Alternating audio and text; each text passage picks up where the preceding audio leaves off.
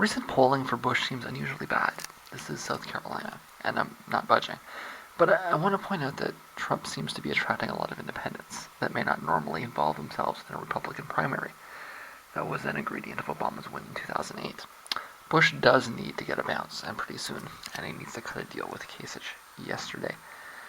It's inconceivable how Rubio or Cruz can win this. They're simply too right-wing. As I pointed out before, it makes Trump look moderate in comparison.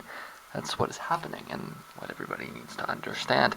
The field people are seeing is Rubio and Cruz on the right and Trump in the center, so they're picking Trump. It's insane. It can't possibly sustain itself. Americans are stupid, sure, but they're not this bad. They cannot possibly settle on Trump as the moderate or centrist Republican. It's insane. But as long as the banks keep pushing these right-wing blowhards and the field stays split, it's the only outcome. I remain convinced that Kasich and Bush are the only serious candidates, and that you can more or less forget about Cruz and Rubio. They're not serious candidates. They're too right-wing, even for primary voters. But you can't write off Trump the same way. Rather, the harder the banks were to push the right, that is Rubio and Cruz, instead of the center, that is Bush, the more Trump seems certain to win. The field has narrowed a little, but it seems like he's not getting through. If both Bush and Kasich drop, Trump will coast to the win and landslides. Trump will blow out Rubio or Cruz head-to-head, but he'd lose to Bush. Stated tersely, it seems like the banks are really fucking this up, and Trump is really throwing a wrench in the whole thing. Hillary is Plan F, and she might not get through either. I mean, the root of the problem is not Trump. He's an idiot. He shouldn't be running circles around Goldman Sachs like this. The problem is a terrible analysis by the banks, combined with what looks like nepotism in pushing through Cruz. Now, they've got moderate split between Bush and Rubio, the right split between Rubio and Cruz, and independents and populists coming out in droves for Trump. They keep shifting directions and spinning around and falling over each other, trying to react to Trump. But it's not due to any brilliance in tactic, it's just because he's incoherent.